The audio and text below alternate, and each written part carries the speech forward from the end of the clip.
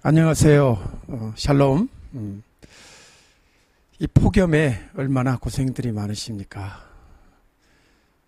공산주의의 영과, 또 동성애의 영과, 천주교의 영과, 이슬람의 영까지 지금 짬뽕으로 돼가지고 우리가 힘들어 하는데, 오늘은 하나님의 말씀, 성경에 기록된 절기에 대한 말씀을 공부를 하도록 하겠습니다. 지난주 토요일 날 가기로 했던 저가 이렇게 왜 나타났냐고 매우 반가워하시겠지만, 비행기가 이번 주 지나서 출발하는 거로 제가 한 주간 더 이렇게 여러분을 뵙게 됐습니다. 오늘은 매우 가슴 떨리고 또 두근두근한 그런 시간인데요. 오늘 여러분들에게 강의해 주실 분은 우리 육승봉 교수님이세요. 우리 예시바 샬롬의 이 교수님 자격이 충분하신 교수님이세요. 오늘 이 시간 여러분들이 공부를 할 때 이거 여호와의 절기라는 제목을 가지고 여러분에게 말씀을 가르쳐 주시고 또 강의를 해 주실 텐데, 늘 제가 말씀드렸지만 이스라엘의 선생, 랍비라고 할 때 선생은 천주교처럼 이렇게 수도승이나 그다음에 신학교를 졸업해 가지고 교회에서 그냥 성도들의 헌금을 먹고 살아가는 그러한 탁발성 정신이 아니고, 뭔가 자신의 일을 하면서 이렇게 예배를 드리는 날에는 이렇게 함께 배움을 나누는, 가르침을 나누는 그런 스승의 모습이 이스라엘이 있다고 여러분들에게 말씀을 드렸습니다. 제가 이분을 소개를 하려면 너무 많아서 짧게 그냥 소개하겠습니다. 한 1년 전부터 저희 예시바 샬롬에 이렇게 함께 신앙생활을 하게 된 우리 집사님이시고요. 지금은 아주 유명한 회사에 근무를 하고 계시는데, 오늘 이 시간 이렇게 말씀을 함께 나눌 때 혹시 좀 부족함이 있더라도 이해를 해 주시고, 왜냐하면 처음 이렇게 이 자리에 섰기 때문에 또 떨리는 마음이 있을 겁니다.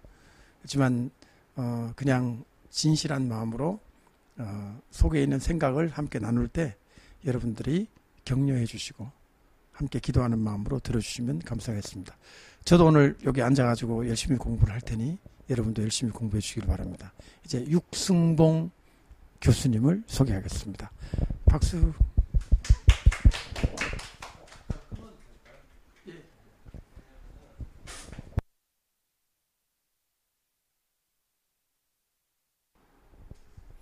예, 반갑습니다. 목사님 방금 너무 과하게 소개해 주셔서 저는 뭐 그 정도 사람은 아니고요. 그냥 제가 조금 먼저 알았던 거 같이 나누는 정도에서 오늘 시간을 같이 가져보려고 합니다. 제가 여러분하고 같이 나눌 수 있는 은혜를 주신 하나님께 감사하고, 제가 너무 모르는 분야이기도 합니다. 그래서 여호와의 절기라고 하는 제목으로 시작을 해보도록 하겠습니다. 여호와의 절기는 히브리어로 모에딤 이렇게 말합니다. 모에딤, 이렇게 이렇게 끝나면 복수형입니다. 이게 절기들이란 말이죠. 예. 처음에 제가 5개 정도로 소제목들을 나눠서 진행을 하려고 했는데, 일정상 오늘은 첫 번째, 두 번째, 세 번째까지 다 커버를 하려고 합니다. 봄절기까지. 그리고 다음 주에 가을절기, 마지막 주에 기독교의 절기, 이렇게 해서 3번에 나누어서 하려고 하는데, 오늘 조금 분량이 많아서 시간이 조금 더 걸릴지는 모르겠습니다. 아무튼 하는 데까지 해보도록 하겠습니다. 첫 번째로는 절기 개요하고 이제 유대인의 달력에 대해서 나눠보겠습니다. 제가 절기 얘기를 하게 되면 이제 많은 분들이 갈라디아서 4장 말씀을 하세요. 그러면서 너희가 날과 달과 절기와 해를 삼가 지키니 내가 여기서 내는 저기 사도 바울을 말씀하시는 거죠. 너희를 위하여 수고한 것이 헛될까 두려워하노라 이 말씀을 하시면서 절기는 딱 폐해진 거다. 그러니까 다시 돌아가려고 하는 거는 잘못된 가르침이다 라고 말씀을 하시더라고요. 근데 제가 앞에 어떤 구절이 있나 해서 한번 봤습니다. 이 절기가 과연 레위기 23장에서 말씀하고 계시는 여호와의 절기인가? 앞에 구절에는 이렇게 돼 있어요. 그러나 너희가 그때는 하나님을 알지 못하여 본질상 하나님이 아닌 자들에게 종노릇하였더니 이제는 너희가 하나님을 알 뿐 아니라 이렇게 하면서 그 예전에는 하나님을 알기 전에 그 본질상 하나님이 아닌 자들에게 종노릇하였다. 근데 이방신들을 말하는 거죠. 이방신들에게 드리는 절기가 70가지 이상이 되었다고 합니다. 그 종노릇 하였는데 이제는 예수님을 이제 메시아로 모셔드리고 난 이후에는 다시 약하고 천박한 초등학문으로 돌아가지 말라라고 말씀하시는 거죠. 이제 앞에 9절 말씀이 없다고 이제 8절 말씀이 없다고 하더라도 9절 말씀에서 사도 바울이 하나님께서 영원한 규례라라고 주셨던 레위기 23장의 여호와의 절기를 어떻게 감히 천박한 초등학문이라고 폄하할 수 있겠습니까? 저는 그 사도 바울은 절대 그렇게 할 수 없다고 생각합니다. 그리고 문맥상으로 보더라도 이게 여호와의 절기를 말하는 것이 아니라 이방인들이 지켰던 그런 절기를 말씀하셨던 거라고 생각이 듭니다. 그리고 레위기 23장에 보면 절기는 영원한 규례라. 영원이라고 하는 거는 뭐 한시적이 아니란 얘기지 않습니까? 예. 그래서 예수님께서도 오시면서 그 율법의 1.1핵이라도 결코 없어지지 않는다. 율법이나 선지자를 폐하러 오신 것이 아니다. 완전하게 하러 오셨다라고 말씀하셨어요. 그러면은 이 절기는 분명 여호와의 절기를 이야기하는 것이 아니다라고 하는 거죠.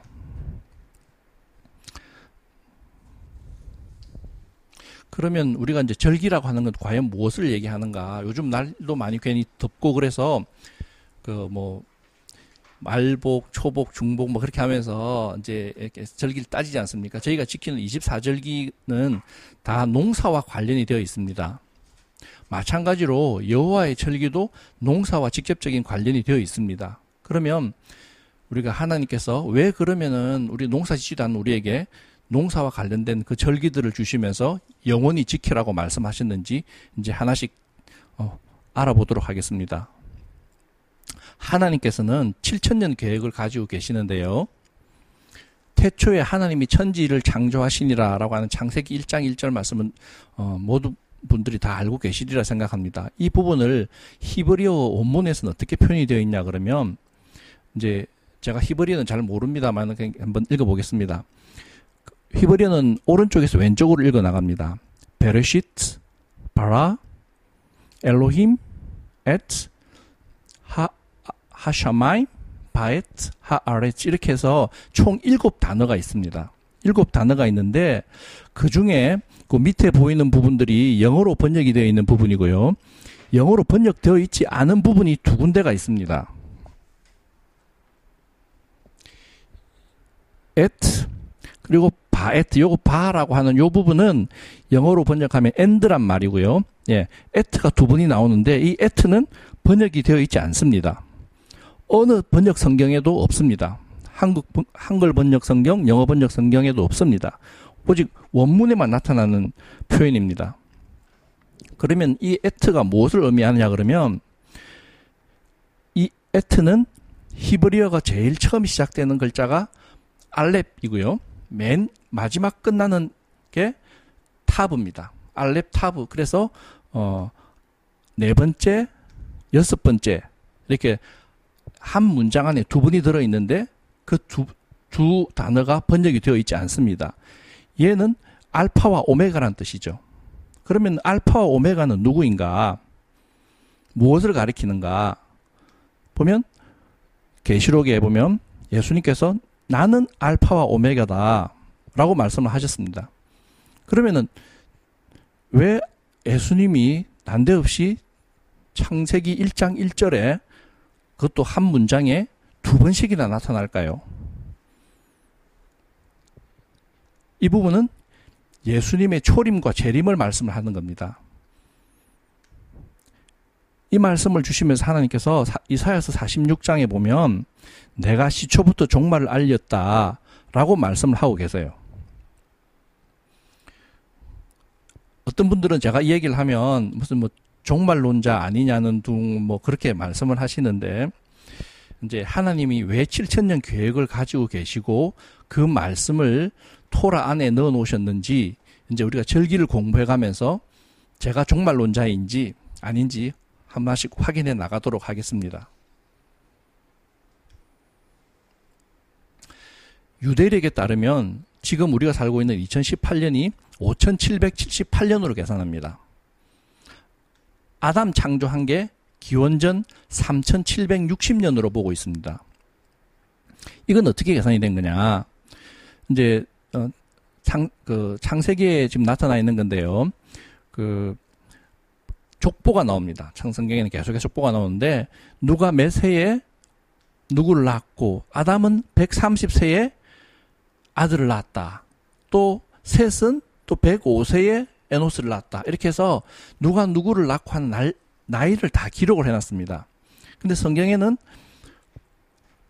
나이를 기록을 한다든지 이제 살아있던 연수를 기록을 한다든지 하는 거는 이유가 있어서 기록을 한 거지 그냥 참고하라고 넣어놓은 건 절대 아닙니다. 그래서 이 부분들을 하나씩 다 계산을 해서 이제 거꾸로 맞춰 가다 보니까 아담이 태어난 거는 기원전 3760년이 나오더라는 얘기죠. 그래서 지금 우리가 살고 있는 2018년을 더해보니 5778년이 되는데, 그러면 6000년 되면 예수님 아까 오신다고 봤지 않습니까? 근데 지금 유대력하고 우리가 지금 사용하고 있는 양력 그레고리안 달력하고의 조금 계산법에 있어서 한 200년 정도의 차이가 생깁니다. 그레고리안 달력이 생긴 거는 이제 1582년에 교황 그레고리 13세 때 만들어진 건데요. 이거는 이전에 사용하고 있었던 율리우스역이라고 하는 게 있었는데, 율리우스역에서는 계산되지 않는 착오가 좀 생겨서 그걸 보정하기 위해서 후대에 생긴 겁니다. 그래서 그 계산하는 과정에서 한 200년에서 어떤 분들은 정확하게 239년이라고 말씀하시는데, 예, 한 200여 년 정도의 차이가 있다. 그러면 거의 지금 저희 6000년 다 왔지 않습니까? 200년을 더해보면. 예, 그래서 우리가 지금 마지막 때를 살고 있는 것은 분명하다라고 저는 생각하고 있습니다. 그러면 절기란 무엇인가? 절기는 모에드라고 읽습니다. 아까 저희가 모에딤 그랬던 거는 복수형이라고 그랬지 않습니까? 단수형은 모에드입니다. 스트롱 코드 넘버 4150번에 보면 모에드는 약속된 시간, appointed time이라고 이제 되어 있습니다.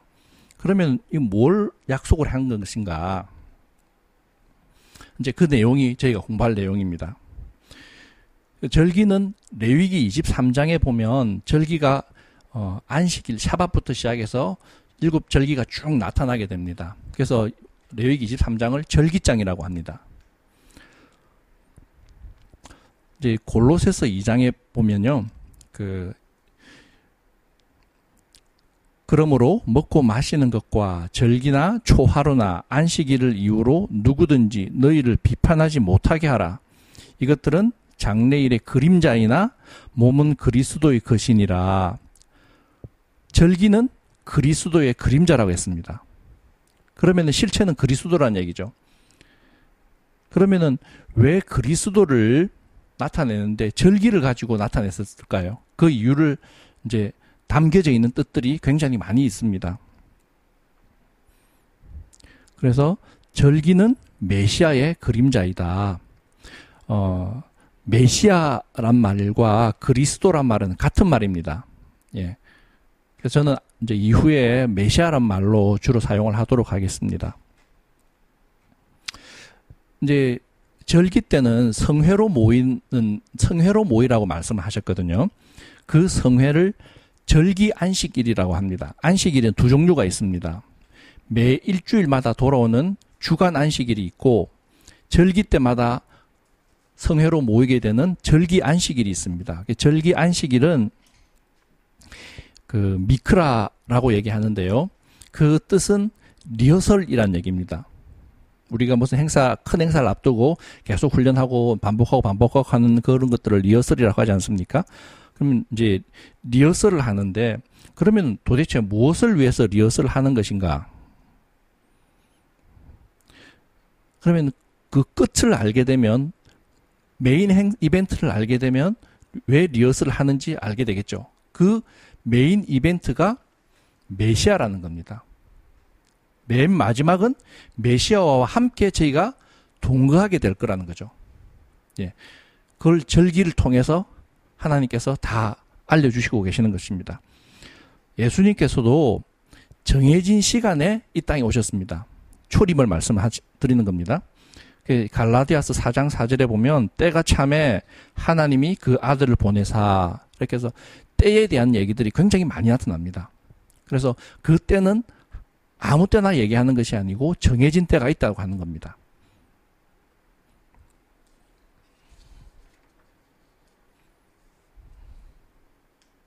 그러면 우리가 절기를 왜 공부해야 하는가?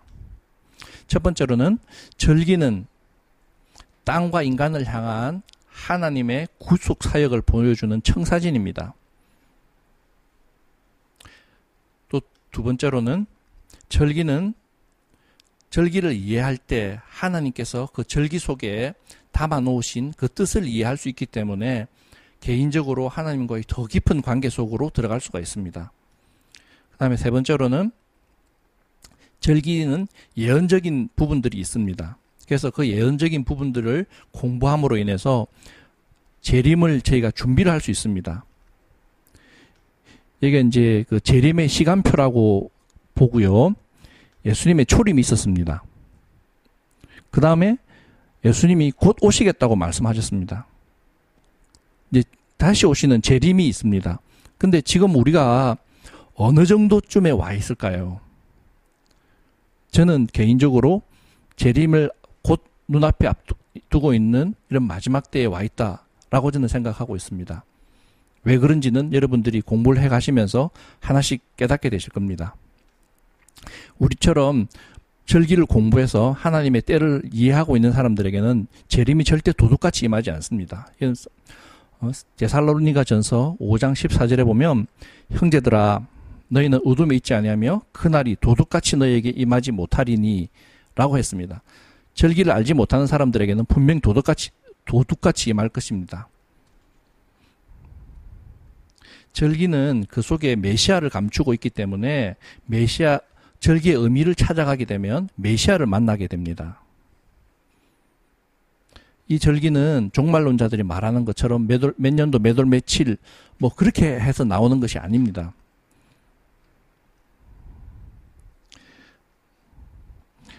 마태복음에 예수님께서 이르시되 천국의 비밀을 아는 것이 너희에게는 허락되었으나 그들에게는 아니 되었다라고 말씀하고 계십니다. 저희에게는 천국의 비밀, 감춰놓으신 그 절기를 통해서 알 수 있을 것이라고 저는 믿고 있습니다. 그러면 이제 약속된 시간이 절기라고 그랬지 않습니까? 약속된 시간만 있느냐? 그게 아닙니다. 약속된 장소도 있습니다.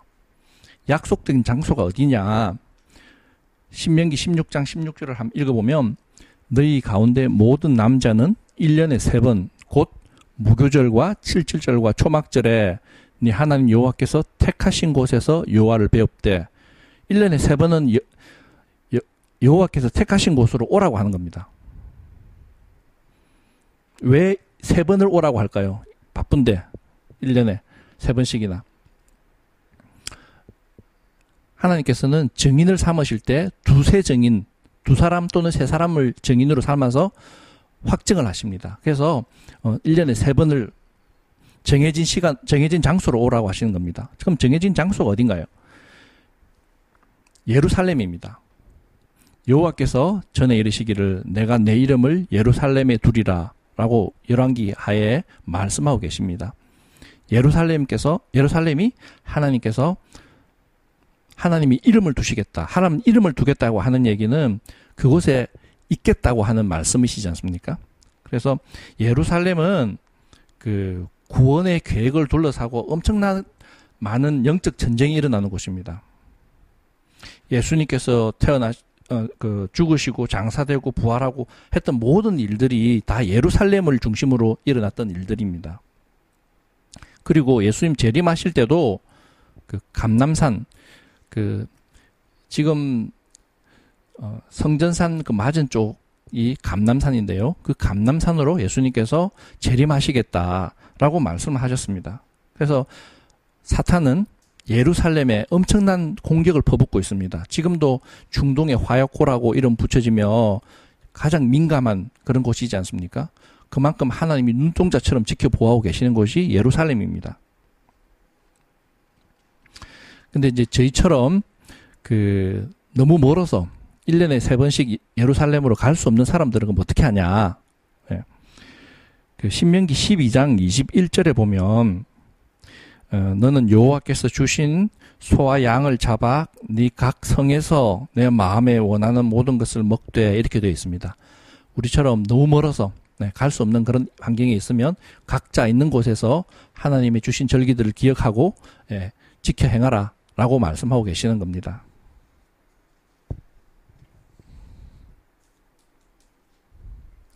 그래서 어떤 분들은 절기는 예루살렘도 가야 되고 해야 될 게 많으니까 유대인들만 지켜야 되는 거다 라고 얘기하시는 분들이 계십니다. 그러면 과연 절기는 유대인들에게만 하나님께서 주어진 것일까요? 여기 보면 신명기 16장 14절에 절기를 지킬 때는 너와 자녀와 노비와 성중에 거하는 레위인과 객과 고아와 과부가 함께 즐거워하되, 여기는 모두를 다 지칭하는 겁니다. 누구든 하나님의 절기를 즐기며 지켜라 하는 말씀이시죠. 우리는 누구냐 하면 이제 저희 같은 경우는 유대인이 아니지 않습니까? 이방인들인데 그 이방인들이 어떻게 하나님의 언약 백성이 될 수 있느냐 하는 것은 로마서 11장 17절에 말씀하고 계십니다. 젖붙임이죠. 저희는 돌 감람나무고요. 유대인들은 참 감람나무입니다. 그래서 저희가 유대인들에게 젖붙임을 받아서 참 감람나무의 그런 진액을 같이 받을 수 있는 그런 은혜를 받은 거죠. 그래서 여호와의 절기는 유대인들만 지키는 것이 아니라 젖붙임을 받은 저희 같은 이방인들도 함께 지킬 수 있는 그런 절기가 된 것입니다. 그래서 리허설을 유대인들만 하는 것이 아니고 저희도 해야 됩니다. 왜? 앞으로 올 우리 주님을 맞을 준비를 하는 거죠. 네.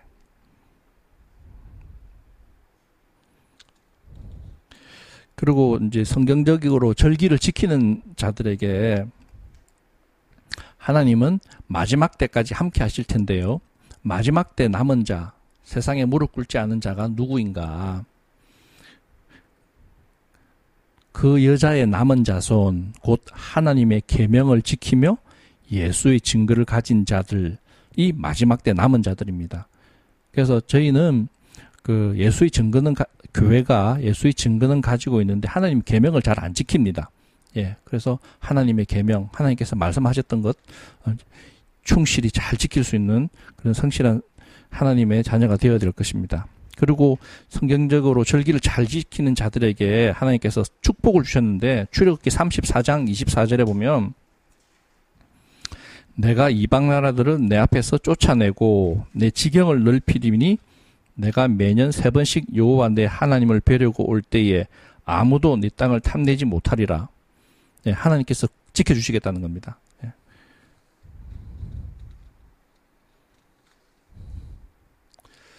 자, 그러면 이제 이 시간에는 유대인들이 지금 지키고 있는 그 달력, 그 캘렌더에 대해서 한번 나눠보도록 하겠습니다.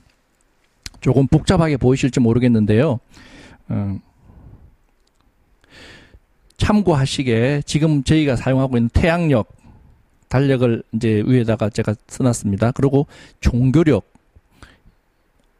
뭔지는 제가 다시 설명해 드리겠습니다. 그 다음에 민간력, 그 다음에 이걸 어떻게 부르는지 니산월, 이야르, 시반, 탐무스 이런 식으로 읽습니다. 그 다음에 그 니산월은 30일입니다.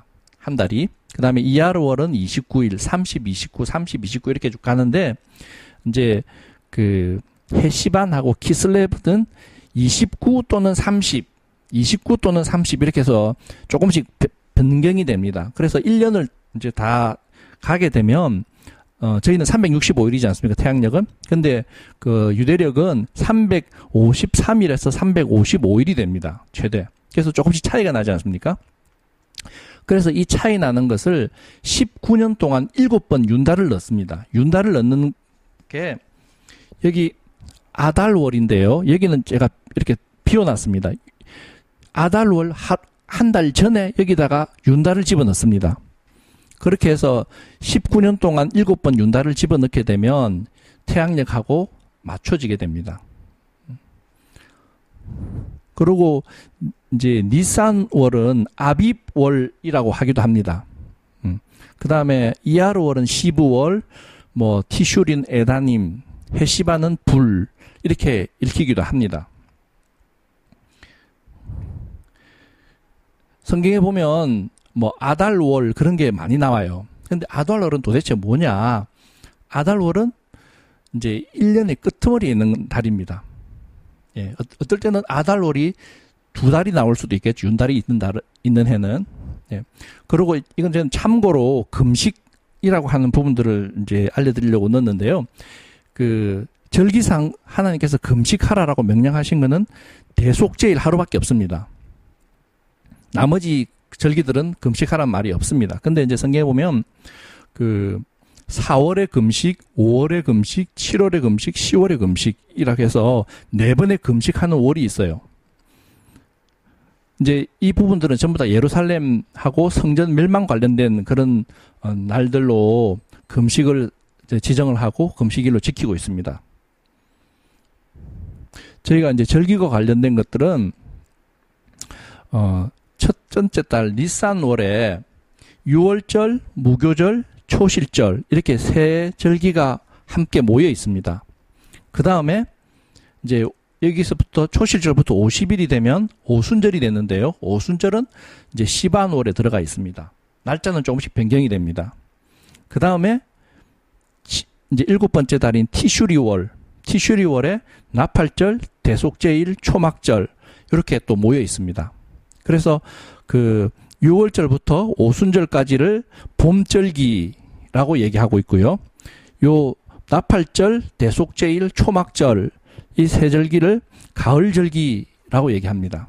그 다음에 그 수전절, 하누카라고 하는 게 있고 이제 불임절이라고 하는 게 있는데 이 두 절기는 레위기 23장에 나오는 여호와의 절기에는 빠져 있습니다. 빠져 있지만 예수님도 하누카나 불임절 때 그 행사에 참석하셨다고 하는 기록은 복음서에 나오고 있습니다. 이제 우리가 기억하셔야 될 부분은 봄절기는 예수님께서 초림하셔서 초림으로 완성이 됐다고 하는 겁니다. 완성이 됐고 가을절기는 예수님 재림하셔서 완성하실 예정입니다. 예, 그래서 절기를 아는 우리들에게는 도적같이 임하지 않는다라고 하셨던 말씀이 이제 요 절기들 가을 절기에 예수님께서 성취하실 것이기 때문입니다. 근데 이제 저희가 그 한 해 시작되는 거는 저희는 1월 겨울에 하지 않습니까? 태양력으로는 그죠? 근데 겨울은 생명이 새로 움트고 하는 그런 때는 아니지 않습니까? 근데 종교력으로 보면 이 3월달 또는 4월달 사이에 이제 새해가 시작이 됩니다. 새로운 생명이 시작되는 때를 한 해의 첫 달로 보고 있습니다. 종교력은. 어떻게 보면은 더 제 맞는 거 아닌가 저는 그렇게 생각하고 있고요. 이제 종교력에 대한 이런 부분들은 제가 다음 슬라이드에서 다시 말씀을 드리도록 하겠습니다. 저희가 이제 절기 관련돼 가지고는 눈여겨 보셔야 될 게 첫 번째 달, 종교력 첫 번째 달, 그 니산월, 그 다음에 그 오순절이 들어가 있는 시반월, 그 다음에 가을 절기 세 개가 모여 있는 티슈리월을 이제 눈여겨 보셔야 되고요.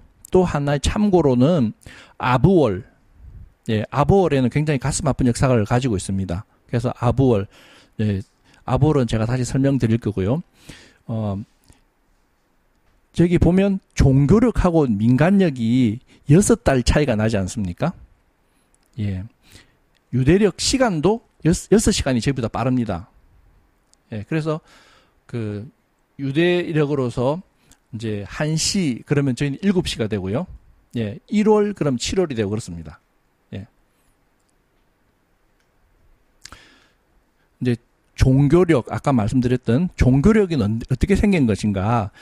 이제 출애굽기 12장 2절에 보면 이 달이 이제 아비볼 또는 니산월입니다. 를 너희에게 달의 시작 곧 해의 첫 달이 되게 해라. 왜냐 이때 무슨 일이 있었냐 그러면 6월절이 있었습니다.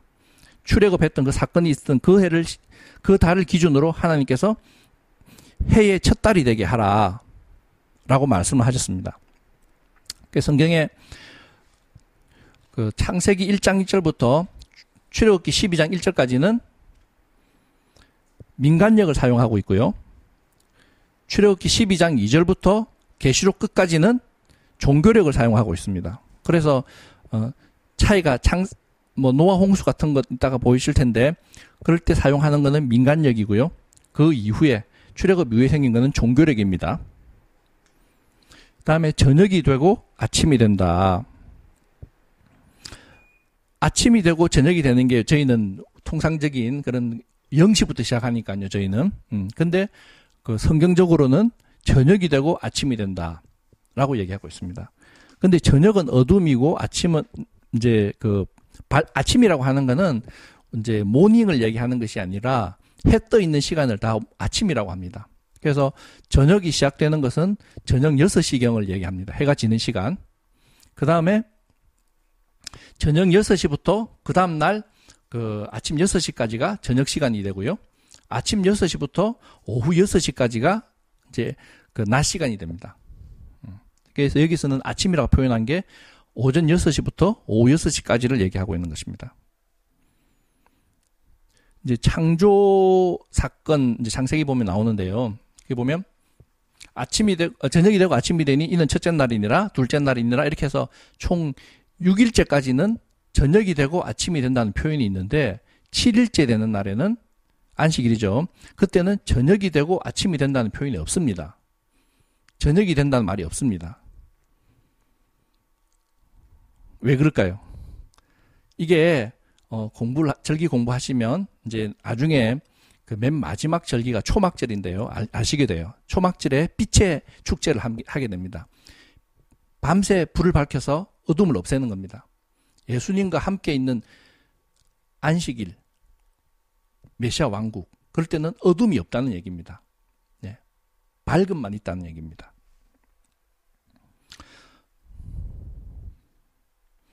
그 다음에 여호와께서 달로 절기를 정하시며 이렇게 말씀하셨습니다.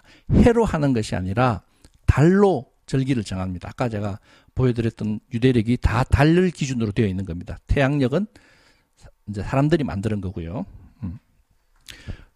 여러분들 잘 아시는 그 마태복음 24장의 무화과 나무 비유, 이제 무화과 가지가 연해지고 잎 사이를 내면 여름이 가까운 줄을 알아라. 저는 이 여름이 서머라고 생각을 했었습니다. 처음엔.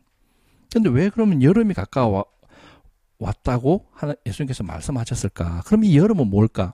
물론 히브리 말의 그 발음상의 여름이란 말과 종말이란 말이 비슷하게 들립니다. 네, 그래서 종말을 의미하는 것도 있지만 아까 제가 이제 카렌다에 설명해 드렸듯이 이제 민간력 시작은 그 가을에 시작을 합니다. 티슈리월. 민간력은 티슈리월이 새해가 되거든요. 그때가 새해기 때문에 여름이 끝인 거죠. 민간력으로 보게 되면. 예, 그래서 여름이라고 하는 거는 민간력 카렌다에서도 끝이 되는 겁니다. 그래서 그 여름이라고 하는 말이 종말이라는 의미로 이제 사용되고 있는 그런 구절입니다. 자, 그러면 아부월 9일 아까 제가 말씀드렸는데 아부월 9일에 무슨 일이 있었는가? 아부월 9일은 이스라엘 그 역사상 굉장히 피로 얼룩진 그런 날입니다. 참고로 지난 토요일 날이죠. 그 아부월 9일이었고 오늘이 아부월 17일입니다. 아부월은 이제 지금처럼 더운 날이죠, 이스라엘에도. 기원전 1445년 가데스 바냐에서 12정탐꾼 보고 사건 기억나시죠? 그죠? 그 사건이 있었던 날이 아부월 9일입니다. 그리고 아부월 9일 날 기원전 586년에는 제1성전이 파괴됐습니다. 그 다음에 기원 후 70년 제2성전이 파괴됐어요. 같은 날. 예. 그리고 이제 135년 바코그바라고 하는 이제 사람이 로마를 대항해서 반란 전쟁을 일으켰습니다. 그리고 다 진압되고 이제 10만 명 이상 학살당하는 그런 슬픈 역사가 있었던 날이고요. 막 영국, 프랑스, 스페인 이런 이제 유럽 쪽에서 유대인들이 다 추방당했던 그 날들이 공교롭게 같은 날입니다. 그래서 아부월 9일이라 그러면 유대인들에게는 너무나 가슴 아픈 날들이고 이 사건들을 통해서 저는 왜 하나님이 왜 같은 날 이런 정말 가슴 아픈 역사들을 반복되게 일어나게 하셨을까? 가데스 바냐의 보고 사건을 하나님께서 어떻게 보셨는지를 알 수 있지 않을까? 저는 그렇게 개인적으로 생각하고 있습니다. 가데스 바냐에서 곧바로 가나안으로 들어갈 수도 있었는데 40년을 더 이제 광야를 하나님께서 훈련시키시는 그 기간으로 삼으셨던 것도 결정적으로 가데스 바냐의 사건인데 이제 가나안 땅은 약속의 땅이지 않습니까? 약속의 땅에 들어갈 때에 결정적으로 그 이스라엘 백성들이 없었던 것이 믿음이었던 거죠. 그 믿음 없음으로 인해 가지고 일어났던 이 많은 가슴 아픈 역사들이 다시는 반복되지 않기를 하나님께서 교훈하신 것이 아닐까 저는 그렇게 생각하고 있습니다. 자, 여기까지가 이제 그 개론 부분이었고요. 그 다음에 봄절기로 들어가 보도록 하겠습니다. 봄절기는 6월절을 기준으로 제가 시간표를 새로 만들어 봤습니다. 6월절을 D-Day라고 보면 그 바로 이어지는 날이 무교절이고요. 그 다음 이제 초실절이 이어지는데 이제 이 부분은 제가 따로 또 설명을 한번 드리겠습니다. 그 다음에 초실절을 첫날로 계산을 해서 50일 되는 날 오순절이 돌아옵니다.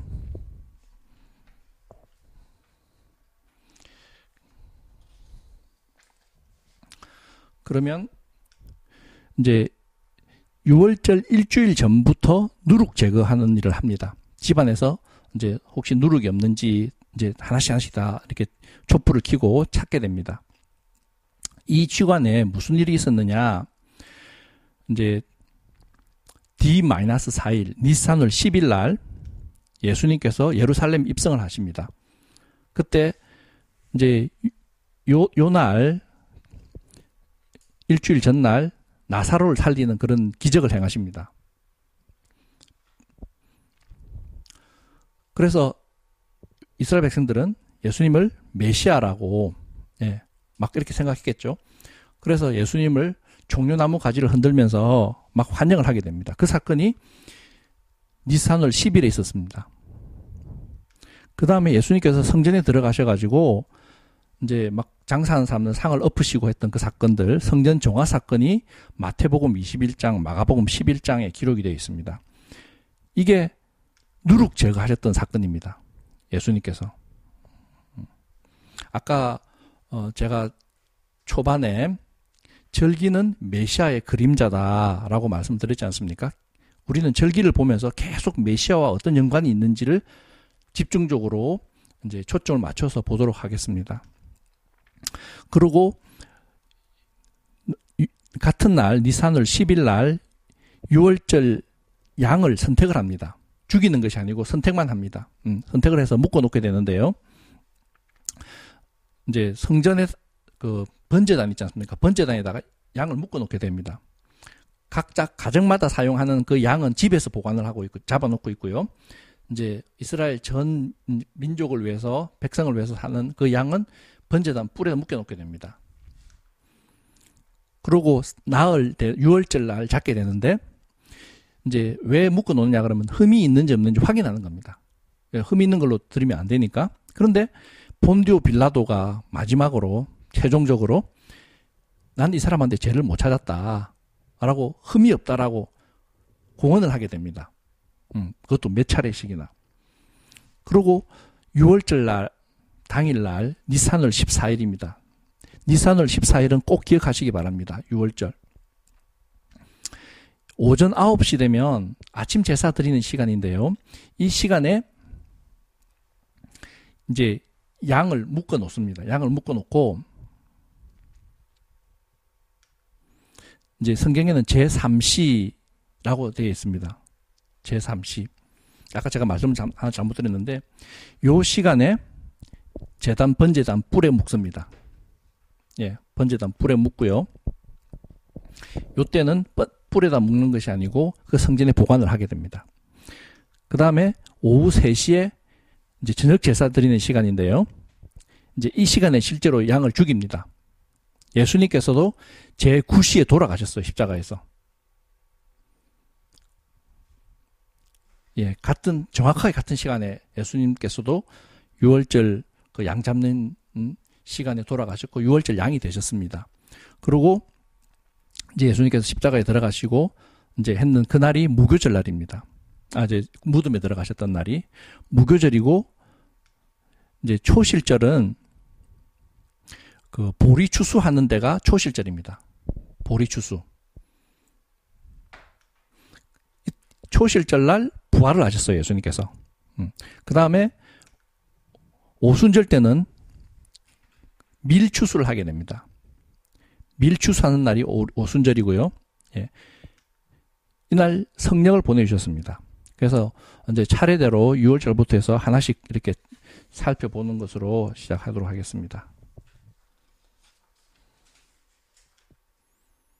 6월절은 패사흐라고 히브리어로 말하고요. 이제 영어로는 패스오버. 그래서 문설주와 임방에다가 우슬초로 양을 잡아서 그 피를 바르는 그날이 6월절.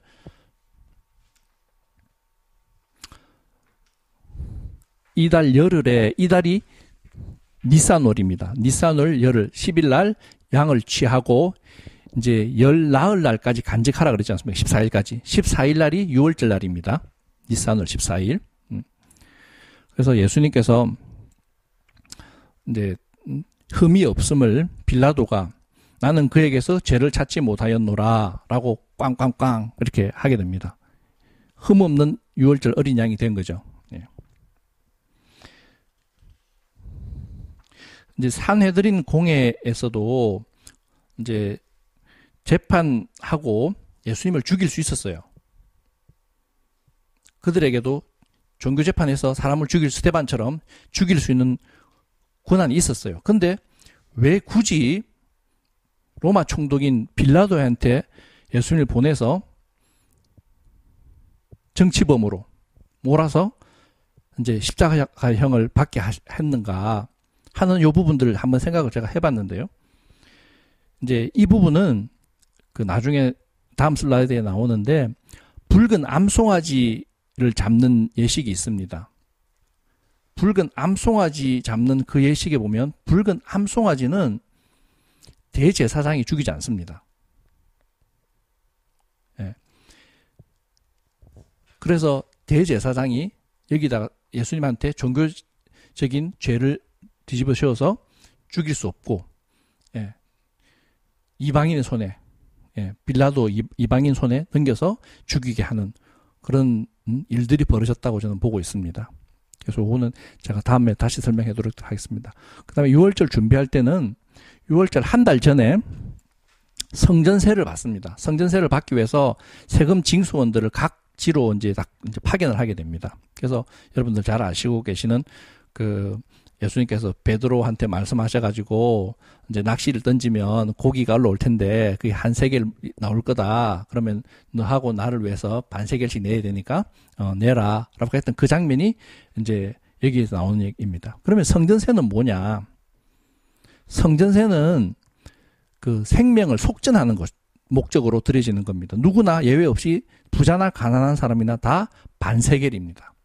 예, 반세겔 그 반세겔이면 지금 돈으로 하게 되면 한 1, 20만 원 뭐 그 정도 된다고 합니다. 예.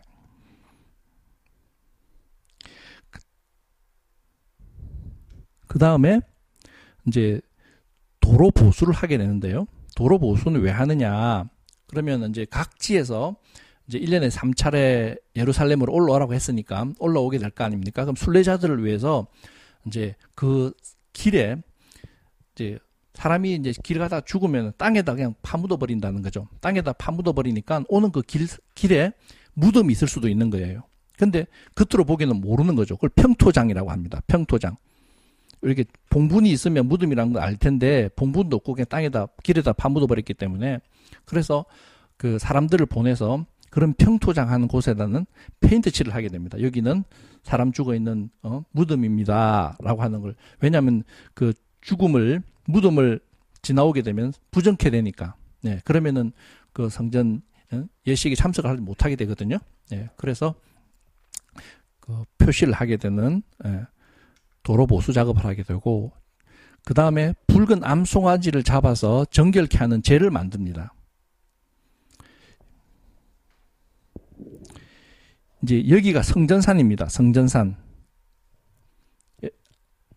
성전이 있었던 곳이고요.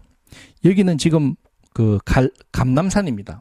감남산에서 성전산하고 감남산하고 다리가 연결되어 있었다고 합니다. 그래서 성전산을 바라보고 이때는 성전산 그 문을 열어놔야 된답니다. 문을 열어놔야 되고 이제 대제사장이 이제 죽이지는 않습니다. 암송아지를. 네. 얘를 처음에 시작을 하고 죽이는 거는 다른 사람이 하게 됩니다. 그래서 이제 붉은 암송아지를 하게 되는데 역사상 그 붉은 암송아지를 실제로 잡았던 거는 한 9번 정도 된다고 합니다. 7번에서 9번 정도. 근데 붉은 암송아지는 트럭 하나라도 흰 색깔이 있다든지 다른 색깔이 있으면 붉은 암송아지 자기 조건이 이제 안 되기 때문에 완전히 붉은 다크 브라운 정도 되는 모양입니다. 그런 소를 찾아야 되기 때문에 이런 소를 만난다는 게 쉽지가 않은 모양입니다. 네, 그래서 이제 그 붉은 암송아지를 잡아서 정결케 하는 재를 만든 다음에 그걸 물에 타서 이제 뿌리면 정결케 되는 겁니다. 이제 일주일에 2번, 3일째, 7일째 되는 날 뿌리게 되면 정결케 돼서 그 예식에 참석할 수 있는 그런 자격을 갖추게 되는 겁니다. 그 다음에 일주일 전에는 누룩 제거, 아까 우리 보셨죠, 그죠? 누룩 제거하는 거. 그렇게 해서 6월절 준비를 하게 되고요. 그 다음에 이제 6월절 세데르 있는데, 6월절 세데르는 이제 6월절 저녁 시간에 먹게 되는 이제 식사를 6월절 세데르라고 합니다. 세데르는 이제 포도주 4잔이 준비가 되어야 됩니다. 이 포도주 4잔은 출애굽기 6장 6절에서 7절 말씀 보면 이스라엘 자손에게 말하기를 나는 여호와라 내가 애굽 사람의 무거운 짐 밑에서 너희를 빼내며 이 빼내며에서 성별의 잔 그 다음에 그들의 노역에서 너희를 건지며에서 심판의 잔 그 다음에 큰 심판들로서 너희를 속량하여에서 구속의 잔 너희를 내 백성으로 삼고의 소망의 잔 이렇게 해서 4잔의 포도주를 준비하게 됩니다. 이제 포도주 외에 이제 6월절 양 그 다음에 쓴 나물 이제 쓴 나물은 종살이 할 때 힘들었던 그런 시절들 이제 기억시켜 주시는 거죠. 그 다음에 무교병 이렇게 준비를 해서 유월절 세대를 하게 됩니다. 이외에 이제 뭐 하로셋이라 그래가지고요, 그 견과류 같은 걸 갈아서 진흙처럼 보이게 그렇게 해서 먹기도 하고, 그 다음에 뭐 소금물을 준비해서 그 종살이 할 때 흘렸던 눈물들을 이제 상기시켜주는, 그러고 뭐 유월절 양 대신 구운 계란을 사용하기도 합니다. 근데 이제 그 세데르라고 하는 이 이제 요거는 이제 식사할 때 쓰는 접시인데요. 이 세데르가 없이 유월절을 지낼 수는 없습니다. 유월절 양 없이는 세데르 가능합니다. 유월절 이제 양 고기를 못 구하게 되면 앞다리 뼈를 갖다 둡니다. 앞다리 뼈. 고기를 못 구했을 경우에는. 네. 근데 그 세데르는 그 유월절 양은 없어도 유월절 예식을 할 수는 있지만 세데르를 하지 않으면 유월절 했다고 얘기하지 않습니다. 네, 그만큼 세데르는 중요한 겁니다. 예수님께서도 마지막 그 제자들하고 만찬하셨을 때 이 유월절 세데르를 하신 겁니다. 그리고 이제 잘 모르시는 분들이 많으신 부분이, 이 유월절 세데르는 니산월 14일 날, 유월절 당일 날 하게 되거든요. 그런데 15일 날에도 합니다. 두 번을 하는 것이 아니라 14일 날 해도 되고 15일 날 해도 됩니다. 뭐 물론 두 번 다 해도 되겠죠. 그래서 이 부분에 대해서 그 잘 이해를 못 하셔서 요한복음에 보면 예수님을 이제 끌고 갔던 그 대제사장인 사람들이, 그들이 예수를, 요한복음 18장 28절입니다. 예수를 가야바에게 관정으로 끌고 가니 새벽이라. 그들은 더럽힘을 받지 아니하고 유월절 잔치를 먹고자 하여 관정에 들어가지 아니하더라. 이방인 집에 들어가면 부정하게 되니까 유월절 세대를 못 먹는다 이거죠. 근데 이 시간이, 예수님은 유월절 날 이제 밤에 제자들하고 세대를 하신 거예요. 하시고 잡히신 거죠. 예. 밤에 잡히시고 이제 그 밤중에 재판 받으시고 그 다음날 십자가에 이제 해 뜨고 십자가에 이제 돌아가신 거죠. 그러니까 저녁 시간부터 시작해서 저녁 시간 오후 6시까지가 하루니까 하루 사이에 다 일어난 일입니다. 근데 그 일들이 예수님을 끌고 갔던 그 사람들한테는 유월절 세대를 먹기 위해서 관정에 안 들어갔다라고 하니까 날짜가 요한복음이랑 공간복음이랑 하루씩이 차이 나는 것처럼 보입니다. 근데 이거는 14일 또는 15일 날 했다고 하는 사실을 잘 모르시게 되면 이제 그런 혼란이 오게 되는 겁니다. 네, 그 이틀 동안 했다고 하는 것만 알고 계시면 될 것 같고요. 그 다음에 이제 보통 그 일반 제물은 사지를 6조각으로 잘라가지고 조각조각 잘라서 이제 제사를 하게 되는데, 그때 그 조각조각을 내게 되면 이제 뼈를 다 이렇게 꺾지 않습니까? 그죠? 예, 뼈를 꺾어서 하는데 유월절 양은 뼈를 꺾지 말라 그랬어요. 그 왜 그러냐 그러면 유월절 양은 이제 일반 제사하고 달라서 제사를 이제 양을 잡아서 가정마다 돌아가서 가정에서 가족들이랑 같이 이렇게 식사를 하는 거지 않습니까? 그렇게 하다 보니까 뼈를 꺾게 되면 뼈에서 골수가 나와요. 골수가 나오면 부정케 되거든요. 그래서 뼈를 꺾지 않은 채로 이렇게 양을 잡아서 성경에서 잡아서 가정으로 가져가게 되고요. 예수님께서도 십자가에 달리시고 다리뼈를 꺾지 않으셨지 않습니까? 그죠? 네, 그게 유월절 양하고 연결이 되어 있는 것입니다. 그러면은 유월절은 그 구원 역사의 시작인데, 하나님께서 유월절은 언약 백성이 되는 첫 번째 관문이 유월절입니다. 유월절인데 이제 유월절 하나님께서 이제 지키라고 그 당시에는 애굽에 있었을 때입니다. 말씀하셨을 때 그 말씀을 모세를 통해서 듣고 실제로 출애굽을 한 사람은 이스라엘 백성 중에서 한 20-30%밖에 안 된답니다. 그러면 나머지 한 7-80%는 그대로 애굽에 눌러 있었던 거죠. 그 눌러 있었던 이스라엘 사람들은 언약 백성이 아닙니다. 성경에 보면 중다한 잡족들이 같이 나왔다라고 되어 있어요. 중다한, 그 당시에 이제 애굽은 세계 최강의 제국이었기 때문에 제국은 그 정복 전쟁을 많이 벌여서 정복 전쟁을 벌이는 주된 목적 중에 하나는 포로를 잡아가기 위한 것입니다. 포로를 잡으면 그게 돈이 되기 때문에 포로를 잡아서 노예로 삼습니다. 예. 그래서 엄청나게 많은 나라에서 엄청나게 많은 수의 사람들이 노예로 아마 여기 애굽에 있었을 텐데 그 사람들하고 같이 나와서 중다한 잡족이라고 표현했었던 것으로 저는 알고 있습니다. 그래서 그 나왔던 사람들에게 하나님 말씀을 듣고 나왔던 사람들에게 언약을 주시는 거죠. 그 사람들이 언약의 백성이 아브라함의 자손인 것입니다. 그래서 갈라디아에서 보면 너희가 그리스도의 것이면 곧 아브라함의 자손이요 약속대로 유업을 이을 자니라. 유업은 땅을 말씀을 하시는 겁니다.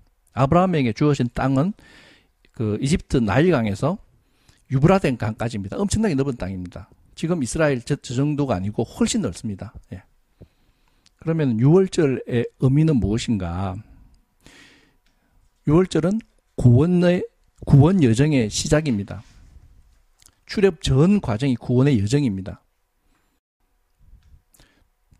영적 여정의 출발점이고 6월절은 종에서 자유인으로 신분이 바뀌는 것입니다.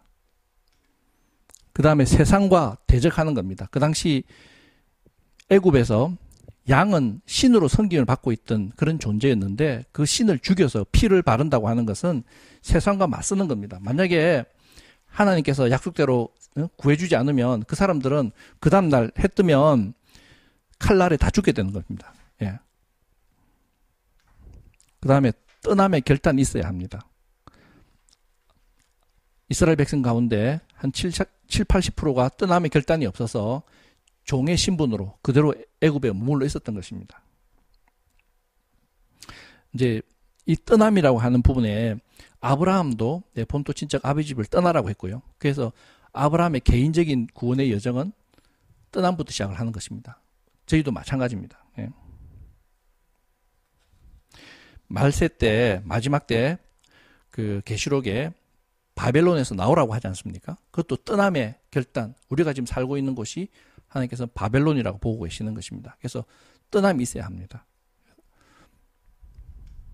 그 다음에 이제 그 성경에 6월절을 배경으로 하는 사건들이 있는데요. 첫 번째로는 그 당시 이제 그 산헤드린 공회원이었던 니고데모가 밤중에 찾아와서 어떻게 해야 영생을 얻느냐라고 이렇게 그 묻는 그 장면이 있는데 이제 거듭난다고 하는 그 말에 그 헬라어는 아노뎀 이렇게 하는데 이제 사실 그 니고데모는 굉장히 똑똑한 사람이지 않습니까? 그 당시 산헤드린 공회원이 되려 그러면은 학식도 엄청나게 높은 사람이었는데 이분은 니고데모는 이제 예수님께서 거듭난다라고 말했을 때 그 거듭난다라고 하는 의미를 이제 다시 태어난다. 그러니까 엄마 뱃속에 들어갔다가 다시 태어난다. born again이라고 하는 개념으로 이해를 했던 거죠. 근데 예수님께서 거듭난다라고 얘기했던 거는 엄마 뱃속에서 다시 들어갔다 나온다 그 말이 아니라 하늘로부터 from above 라고 하는 개념으로 말씀하셨던 거죠. 그래서 그 우리가 예수님께서 말씀하셨던 거듭남의 의미는 다시 뱃속에 들어가는 것이 아니다는 거죠. 영적 여정의 출발점이라고 하는 거죠. 그 다음에 이제 오병이어의 사건이 있는데요. 여기 그림에서 보시는 것처럼 들판이 푸릇푸릇합니다. 베세다 들판인데요. 갈릴리에 있는 겁니다. 그 당시에는 이 지역은 그 굉장히 그 강수량도 풍부하고 그래서 그 다른 유대 지역보다는 훨씬 비옥한 땅입니다. 근데 이제 이 당시에 그 유월절을 맞이해서 많은 순례객들이 그 지역을 지나가게 되는데 이제 그 당시 예수님께서는 세례 요한이 목 잘려 죽고 그 다음 타겟이 예수님이시기 때문에 예수님께서 예루살렘으로 가시게 되면 잡히시게 되니까 예수님께서 그때는 안 올라가셨어요. 예루살렘에. 예.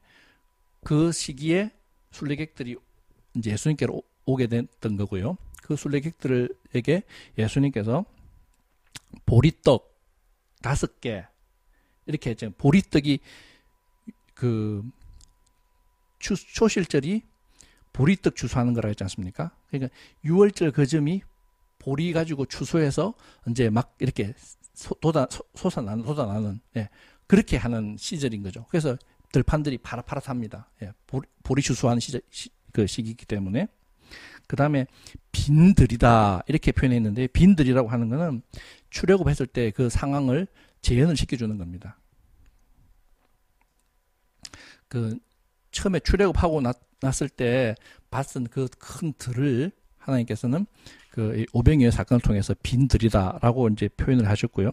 그 다음에 이제 생명의 떡, 그러니까 오병이어 이제 생명의 떡, 내가 하늘에서 내려온 살아있는 떡이다 이렇게 말씀하시면서 그 했던 그 사건들이 오병이어의 사건입니다. 그 다음에 그 마지막 만찬, 예수님 제자들하고 했던 마지막 만찬, 보면 그림이 조금 다를 겁니다. 알고 있는 레오나르도 다빈치가 그렸던 그 그림하고, 이건 제가 다음 슬라이드에서 다시 설명해 드릴 거고요. 그 다음에 그 마가복음 3장에 보면 손 마른 사람이 있어요. 예수님께서 네 손을 내밀라 라고 하면서 고쳐주셨거든요. 근데 이 똑같은 명령이 출애굽할 때 지팡이를 들고 네 손을 내밀으라. 그래서 바다가 갈라지게는, 예, 그런 그 역사가 있었던 사건을 이제 상기시켜 주시는, 예, 그런 거고요. 이제 아까 최후의 만찬 했던 건 이게 우리가 알고 있는 레오나르도 다빈치의 최후의 만찬의 그림입니다. 그럼 제가 보여드렸던 이 그림하고 좀 차이가 있지 않습니까? 어떤 차이가 있느냐 그러면, 첫 번째로는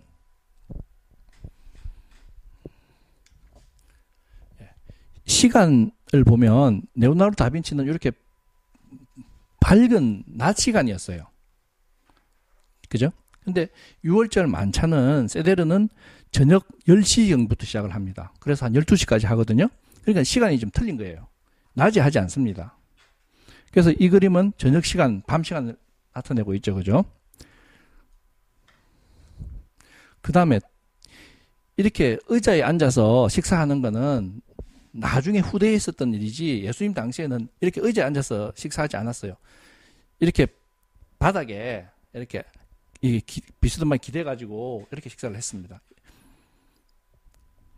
그 다음에 자리 위치를 보면, 이제 여기서는 제일 중앙에 예수님 계시는 곳이 이제 상석이지 않습니까? 그죠?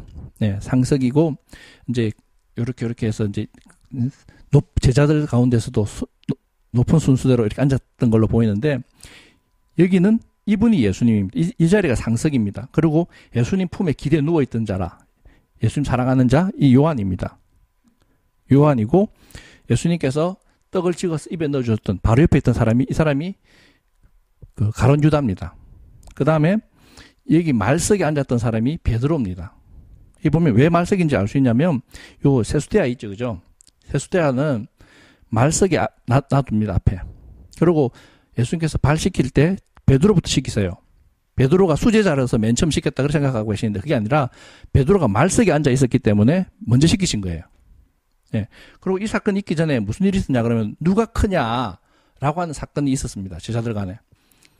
그러니까 이제 베드로는 크고 싶었던 거죠. 그러니까 예수님께서 뭐라고 하시냐면, 크고자 하는 작은 자가 되고, 뭐 작은 자 이렇게 말씀하시지 않습니까? 그러니까 자기가 제일 말석에 앉아 있었던 거예요. 예. 그래서 성경적으로 재구성해서 다시 그림을 그려보자면 이런 형태가 되지 않을까. 예. 예. 아까 말 씻는 순서 말씀드렸고요. 그 다음에 이제 그 무교절입니다. 6월절 바로 이튿날이 무교절입니다. 무교절은 하마자, 맞자가 무교절이니까 누룩 없는 빵. 그 다음에 이제 영어로는 unleavened bread라고 표현하고요. 요거 하기 전에, 맞자에 보면 이렇게 구멍이 송송 뚫리고 막 이렇게 줄이 막 꺼져 있어요. 이게 예수님 당하셨던 고난, 예, 채찍질 당하시고 이제 못 박히셨던 그걸 이제 상징을 한다고 합니다. 이제 무교절은 이달 니산월 15날 15일날, 네, 1회 동안 7일 동안 하라 그랬고요. 첫날에 너희가 성회로 모이고 일곱째 날에도 성회로 모이라 그랬습니다. 예, 성회는 아까 말씀드린 것처럼 미크라라고 한다고 그랬죠. 그죠? 예, 그래서 1회 동안 무교병을 먹으라 그랬는데, 이제 1회 동안 무교병을 먹는다라고 하는 이제 명령의 개념은, 우리가 하나님 계획은 7,000년이라고 말씀드렸지 않습니까? 하나님 계획하는 그 전 기간을 통해서 우리는 그 이 땅에 사는 동안 항상 누룩 없는 무교병을 먹는 그런 삶을 살아야 된다라고 하는 의미로 7일 동안 무교병을 먹어라 라고 말씀을 하시는 겁니다. 그 다음에 예수님께서 나는 하늘에서 내려오는 살아있는 떡이다. 이 무교병이 누룩이 없고, 누룩이 없다는 것은 이제 흠이 없다는 거지 않습니까? 죄가 없다는 거지 않습니까? 죄가 없는 것, 예수님 죄가 없으시잖아요. 그래서 예수님이 살아있는 떡이라고 말씀하세요. 하늘에서 내려오는 만나. 예.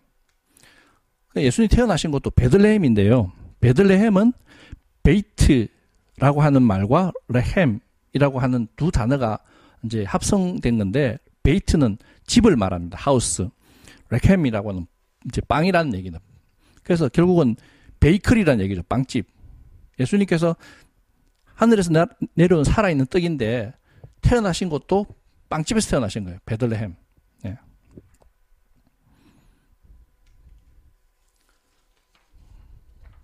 그래서 우리가 지명 같은 그런 것도 그냥 허투루 넘길 게 아니라 다 의미를 찾아보면 다 의미가 담겨져 있는 겁니다. 그다음에 이제 그 무교절은 누룩이 없는 이제 맞자를 먹어야 되는데, 누룩은 죄를 상징하고요. 이제 그 일주일 동안 누룩 없앤다 그러지 않습니까?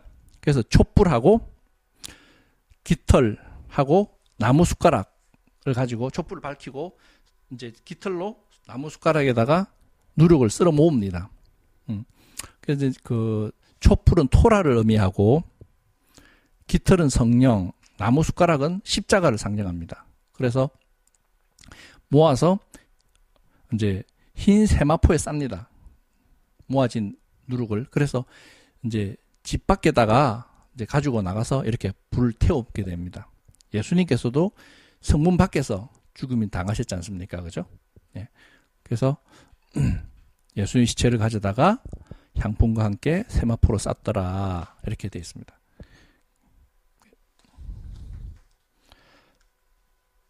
예수님께서 이제 무교절 장사가 되셨는데요.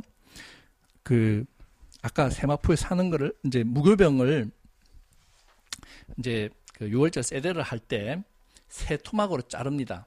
세 토막으로 잘라가지고 중간 토막을 아피코만이라고 하는데, 아피코만을 이제 그 흰 세마포에다 사서 숨겨 놓습니다. 그 아이들 보고 찾아오게 하는 거죠. 찾아오게 되면은 이제 그 선물도 주고 막 그렇게 하거든요.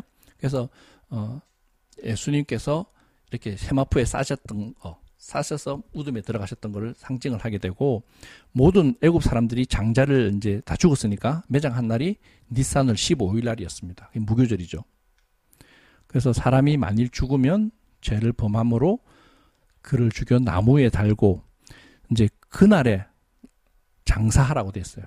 예. 그래서 예수님께서도 6월절 날 돌아가시고 6월절 날 3시에 돌아가셨다 그러지 않습니까? 그래서 그 무교절이 시작되기 전에 무덤에 들어가셨어요. 예. 그래서 이 말씀은 이사야서에 보면, 이사야서 53장에 그의 무덤이 악인들과 함께 있었으며, 여기서 악인들은 예수님하고 같이 십자가에 달리셨던 강도들, 그 다음에 그가 죽은 후에 부자와 함께, 죽은 다음에 부자하고 있었다는 게, 이 부자는 그 예수님에게 무덤을 드렸던 아리마대 요셉, 예, 이게 이미 이사야서를 통해서 예언이 되고 있었던 겁니다.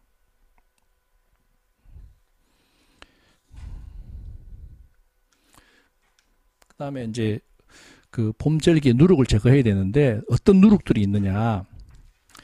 예수님께서는 바리새인의 누룩과 헤롯의 누룩, 그리고 사두개인들의 누룩을 조심하라고 그렇게 말씀하셨습니다. 외식하고 이런 부분들을 말씀하신 거죠. 그 다음에 고린도 교회는 음행의 누룩을 말씀을 하셨고, 현대 교회는 철학과 헛된 속임수를 말씀하셨어요. 현대 교회의 기초는 헬라 철학입니다. 그리스 철학에다가 칼빈주의, 알미니안주의, 그 다음에 뭐 인본주의, 그 다음에 뭐 자유신학, 이런 것까지 다 합쳐져 가지고 하나의 학문, 신학이 만들어져 있습니다. 이 신학이 헬라 철학으로 되어 있다 보니까 이제 관념적인 거, 성경에서 말하는 믿음이라고 하는 것은 행함입니다. 행함이 없는 관념적인 그런 부분들을 철학에서는 계속 뭐 언어 유희를 많이 하게 되고요. 우리도 믿음을 머리로 이해하고 예, 행동하지 않는 그런 이제 기형적인 그런 사람이 되게 만들었고, 이제 이 헬라 철학의 영향을 받아서 니골라당의 그런 교훈들을 그 발람과 니골라당의 교훈을 이제 하나님께서 지적을 하셨는데요. 발람의 교훈은 그 음행을 하게 만들었던 거지 않습니까? 이스라엘 백성들 바알볼 사건을 통해서. 예. 그게 이제 고린도 교회의 거고, 이제 니골라당은 주장하고 있는 내용들이 한번 들어보십시오. 우리가 지금 교회에서 하고 있는 내용이랑 엄청 흡사합니다. 첫 번째로는 율법의 때는 지나갔다. 그래서 더 이상 지킬 필요가 없다. 율법이 폐해졌다. 이렇게 얘기합니다. 그 다음에 육은 악한 것이고 영은 선한 것이다. 그 다음에 인간의 영혼은 육신의 행위와는 아무 상관이 없고 믿음으로 구원을 받게 된다. 그러니까 행동이 어떻게 해도 상관없다는 얘기입니다. 그 다음에 그리스도인은 법 아래에 있지 않고 은혜 아래에 있기 때문에 구원이 영원히 보장된다. 한번 구원받으면 영원하다. 라고 가르칩니다. 지금 교회에서 가르치는 거하고 엄청 흡사하지 않습니까? 예. 하나님은 이 니골라당의 교훈에 대해서 경계하는 말씀 분명히 하셨습니다. 계시록에 보시면. 지금 우리가 살고 있는 이 시대가 니골라당의 교훈을 따라 사는 그런 시대가 아닌가, 저는 그렇게 굉장히 우려를 하고 있습니다. 네. 이 모든 것이 다 누룩입니다. 우리가 없애야 되는 누룩입니다. 그 다음 이제 초실절로 넘어가 보겠습니다. 초실절은 비쿠림이라고 히브리어로 말하고요. 그 다음에 영어로는 first fruit, 첫 열매입니다. 이제 초실절에 있었던 사건들이, 첫 번째로는 그 노아 방주가 7째 달 11의 날에 방주가 아라랏 산에 머물렀다. 7째 달 했다 그랬죠. 그죠? 근데 이 당시에는 종교력이 생기기 이전이지 않습니까? 그러니까 6달 차이 난다 그랬죠. 그죠? 예. 그래서 7째 달이니까 종교력으로 바꾸게 되면 첫 번째 달이 되는 거예요. 예. 그 다음에 이제 이스라엘 백성들이 가나안 땅에 들어가서 처음 소산물을 먹었을 때가 이제 초실절이었고요. 그 다음에 예수님께서 돌아가시고 이제 잠자는 자들의 첫 열매가 되신 날이 초실절입니다. 그래서 우리는 이 부분에 대해서 이제 주의 있게 살펴봐야 되는 것이겠죠. 그 다음에 이제 초실절 날짜 계산하는 부분들이 조금 논란이 많습니다. 이제 성경의 레위기 23장에 보면 어떻게 되어 있냐면, 그 안식일 이튿날에 흔들 것이며 안식일 이튿날 초실절을 지키라고 했어요. 그런데 그러면 이 안식일이 제가 말씀드린 것처럼 두 가지 종류의 안식일이 있지 않습니까? 절기 안식일이 하나 있고 주간 안식일이 있고. 자, 그러면은 이 안식일을 절기 안식일로 볼 것이냐, 주간 안식일로 볼 것이냐 하는 게 논점이 이제 갈리는데요. 절기 안식일로 해석하는 사람들은 바리새파는 절기 안식일로 해석을 합니다. 그리고 주간 안식일로 해석하는 것은 사두개파는 주간 안식일로 해석을 했습니다. 그러면은 만약에 바리새파처럼 이제 절기 안식일이다. 그러면은 6월절 바로 다음 날이 무교절 바로 다음 날이 초실절 이렇게 되지 않습니까? 그죠? 예. 안식일 이튿날이니까. 그렇게 되면 이제 예수님께서 밤낮 사흘 동안 무덤에 있겠다라고 했던 말씀하고 이게 매칭이 잘 안 됩니다.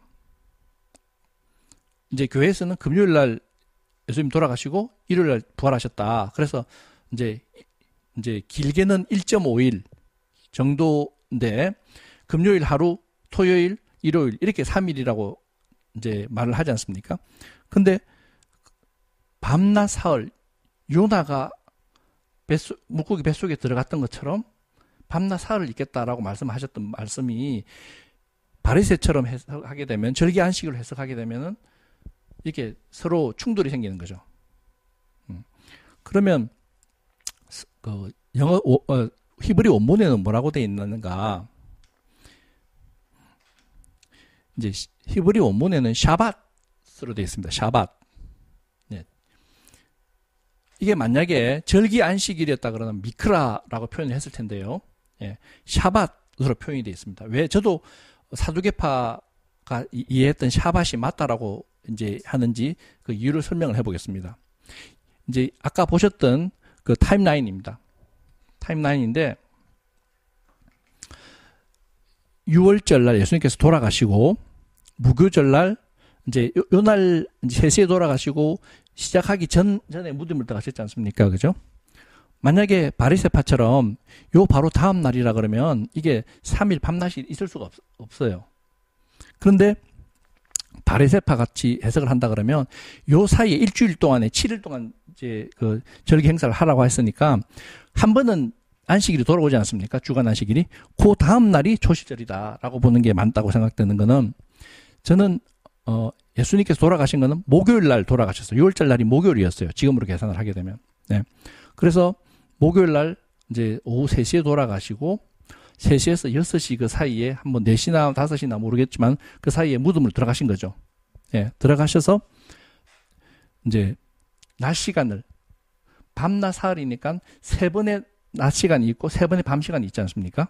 예. 첫 번째 낮 시간은 그 시간인 거죠.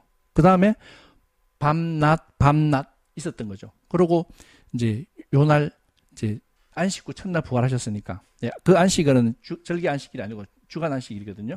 그렇기 때문에 일요일 날 토요일 날 저녁 6시 되면 이제 그 새로운 날이 시작되는 거지 않습니까? 그죠? 그래서 그 저는 목, 금, 토, 그 다음에 초실절 그렇게 해서 예, 저는 샤밧이 맞다라고 저는 이해를 하고 있습니다. 그래서 이 부분은 지금 메시아닉 계통에서 나오는 캘린더에 보면 그 바리새인들 따라서 6월절, 무교절, 초실절이 연이어 붙어져 있는 그런 달력을 많이 보게 될 것입니다. 근데 저는 그건 좀 아니라고 보고요. 만약에 초실절 날짜를 잘못 계산하게 되면 오순절 날짜가 틀려지게 됩니다. 왜냐하면 초실절 하루를 봐서 50일을 계산하는 거기 때문에.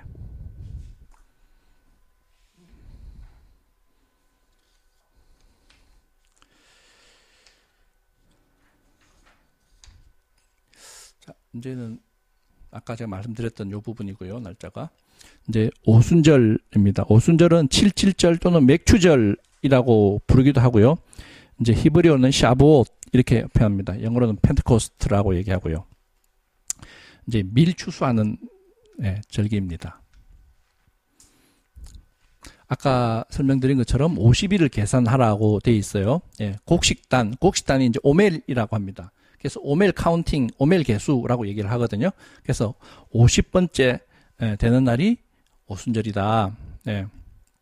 오멜을 계속해서 이제 세라고 하신 거는 지금 이제 밀추수한다 그러지 않습니까? 추수가 시작된 거죠. 예. 추수가 시작된 거고 예. 추수가 시작되고 있다고 하는 것을 기억하라는 의미입니다. 그 다음에 룻기가 배경이 되는데요. 룻기는 마지막 추수 때 하나님께서 이방인을 사용하고 있다는 이제 그런 메시지를 담고 있는 내용입니다.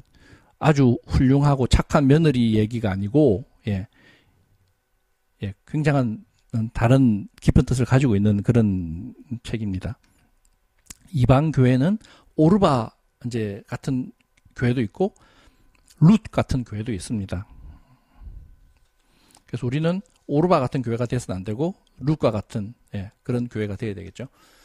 그 다음에 오순절의 메시지 중 하나는 또 한 세 사람입니다. 룻기 아까 말씀 제가 드렸는데요. 이제 떡 2개를 가져다가 누룩을 넣어서 만들으라고 그랬어요. 그래서 그 요제는 이제 흔들어 드리는 게 요제거든요. 흔든다는 건 하나님의 것입니다라고 하는 이제 신앙 고백을 하는 겁니다. 떡 둘은 이방 교회하고 유대 교회가 한 세 사람으로 드려지는 것을 의미합니다. 뭐 보이시는지 모르겠는데 이제 이게 오른쪽에 있는 분이 유대인이고요. 머리에 키파 쓰고 계시죠, 그죠? 그 왼쪽에 있는 분이 무슬림입니다. 네. 그래서 중간에 십자가가 있고요. 네. 그 다음에 누룩이 있는 이제 떡을 가지고 이제 요제를 하라라고 했던 말씀은 그 이방 교회나 유대 교회나 다 죄가 있는 죄인이란 얘기죠. 예. 그래서 이 6월절만 유일하게 누룩 있는 떡으로 제사를 하는 절기입니다. 예, 오순절만 예, 그렇습니다. 그 다음에 오순절 이제 한 세 사람 이제 말을 에베소서 2장에 나오는데요.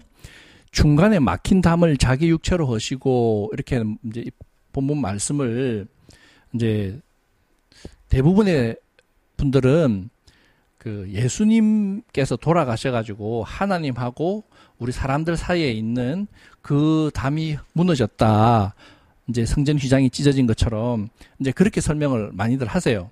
그런데 그 이 내용을 보시면 얘가 이제 성전의 이제 모양인데요. 여기가 동쪽입니다. 동쪽이고 서쪽이고 그러는데 여기가 이방인들의 뜰입니다. 여기가 넓은 곳이 이방인들의 뜰. 그 다음에 여기가 안이 여인들의 뜰입니다. 이방인들은 뜰은 아무나 다 들어갈 수 있는 겁니다. 유대인이나 이방인이나 다 들어갈 수 있는 것이고 여기 여인의 뜰은 유대인 여자들만 들어갈 수 있습니다. 그 다음에 요게 니카노문인데 요걸 지나가게 되면 요 앞에는 이제 유대인의 뜰이 있고요. 그거 조금만 옆에 가보면은 제사장의 뜰이 있습니다. 제사장의 뜰에는 유대인들을 아무나 들어갈 수 있는 곳은 아니죠. 제사장들만 들어갈 수 있는 것이죠. 근데 이제 이방인의 뜰에 보면 이렇게 잘 보이시는지 모르겠는데 이렇게 담이 쳐져 있어요. 여기 담에 뭐라 써놨냐면 이방인들이 이걸 넘어오면 죽인다라고 하는 그런 경고 문구가 써져 있었습니다. 그래서 여기서 중간에 막힌 담이라고 하는 요 담을 얘기하시는 거지 하나님하고 우리하고 사이에 있던 그 담을 얘기하는 것이 아닙니다. 그래서 만약에 그 담이 하나님하고 우리하고 막 가려져 있던 휘장이었다고 한다 그런다면 이게 한 세 사람이 된다는 말이 설명이 안 되지 않습니까? 그죠? 예. 그래서 이 부분은 요걸 허물게 되면 이방인이나 유대인이나 네, 하나님께 다 같이 예배할 수 있는 예, 한 세 사람이 된다. 그 말입니다. 그리고 이제 나중에 다시 나오는데요. 여기 그림이 좀 잘못된 게 이 남쪽에 있는 요걸 왕의 행각이라 그럽니다. 왕의 행각. 여기 동쪽에도 행각이 있었어요. 그게 솔로몬 행각이라고 합니다. 근데 이제 그 있는 그림을 찾으려고 그러니까 못 찾아가지고 제가 이제 이걸 우선 넣었는데 동쪽에 이제 유일한 문이 하나 있고요. 예, 성막도 동쪽에 문이 하나 있습니다. 그래서 그 성전 구조는 제가 다시 설명드리도록 하겠습니다. 이제 오순절 사건은 사도행전 2장에 있는 그 사건만 있는 것이 아니었더라는 거죠. 오순절은 구약에서도 나타나는데요. 구약은 신에서 하나님께서 이스라엘 언약 백성들에게 토라를 주셨던 날입니다. 그리고 신약의 오순절 사건은 이제 성전, 이제 그 마가 다락방이라고 사람들 많이 알고 계시는데 마가 다락방이 아니고요. 성전입니다. 그게 헬라어의 오이코스라고 되어 있는데 거기가 그 본문 말씀을 자세히 보면 그때의 경건한 유대인들이 천하 각국으로부터 예루살렘에 머물러 있었다. 그렇고 뭐 여러 사람들이 한 곳에 머물러 있었다 이렇게 했지 않습니까? 마가 다락방은 그렇게 넓은 곳이 아니고요. 그 많은 사람들을 수용할 수 있는 곳도 아닙니다. 그리고 1년에 3차례 그 하나님께서 무교절, 그다음에 오순절, 초술절에 예루살렘 성전에 오라 그랬지 않습니까? 그래서 예루살렘 성전에 모여 있을 때 일어났던 사건입니다. 그래서 그 신약의 오순절 사건은 성전에서 토라를 깨닫게 하시는 성령을 주신 겁니다. 그 둘의 공통적으로 들어가 있는 단어는 토라라고 하는 거죠, 그죠? 하나님 말씀. 토라는 하나님의 말씀입니다. 그 좁은 의미로는 모세 오경을 얘기하지만 넓은 의미로는 하나님이 할 수 있는 모든 말씀을 토라라고 합니다. 토라는 결혼 계약서입니다. 이 부분은 그 나중에 나팔절 이렇게 되면 결혼하는 프로세스에 대해서 제가 다시 설명을 드릴 테니까요. 그때 다시 설명드리도록 하고, 그 다음에 토라를 주신 목적은 약속의 땅, 하나님의 백성으로 살아가는 그 법을 훈련하기 위해서 하나님께서 주셨던 게 토라예요. 이제 6월절 애굽에서 나오기 전에 토라를 주신 게 아니고 나오고 나서 광야에서 하나님께서 훈련시키시기 위해서 주셨던 게 토라입니다. 훈련된 사람만이 가나안 땅, 약속의 땅으로 들어갈 수가 있는 겁니다. 예. 훈련되지 않은 사람은 못 들어가는 거죠. 그리고 하나님은 그 토라를 소중하게 여기셔서 저희도 무슨 집 문서라든지 이렇게 굉장히 중요한 문서들은 금고 같은 데 보관하지 않습니까? 그것처럼 하나님께서도 지성소 안에 있는 언약궤, 예, 언약궤에다가 토라 말씀을 보관하셨습니다. 그만큼 하나님께서 계약서를 소중하게 생각하셨다는 얘기겠죠.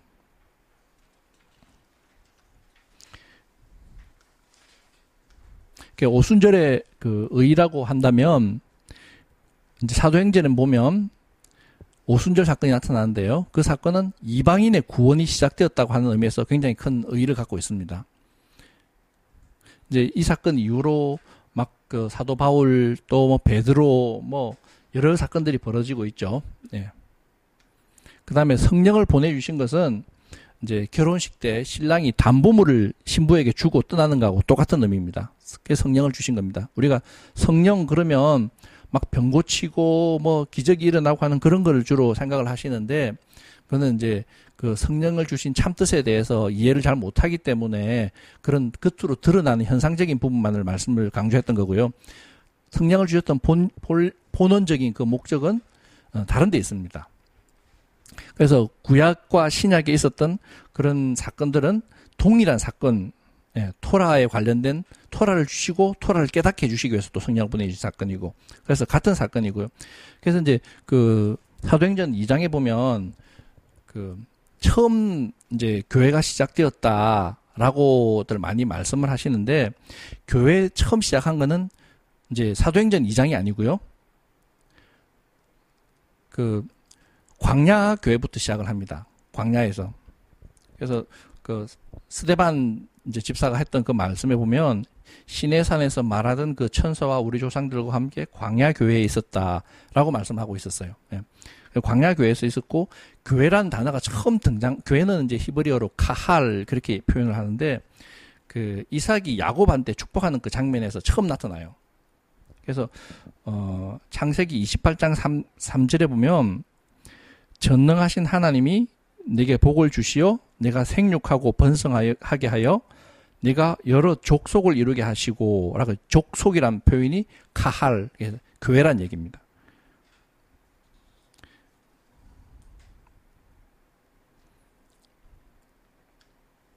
그럼 성령의 사역은, 이제 성령은 토라의 말씀을 기억나게 깨닫게 해주시는 그런 영이다.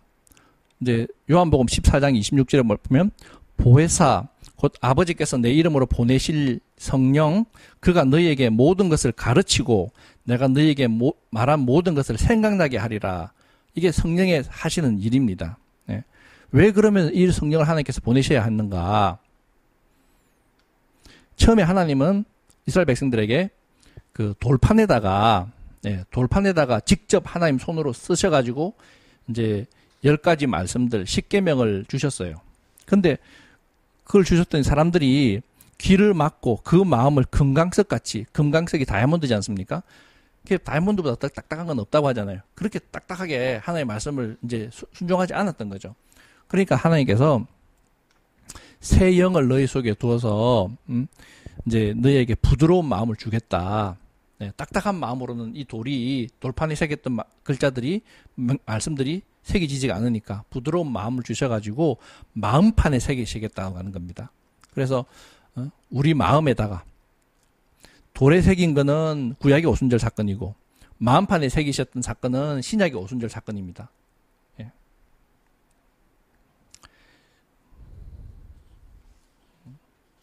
이제 그 예레미야서 31장 33절에 보면 이런 말씀이 있습니다.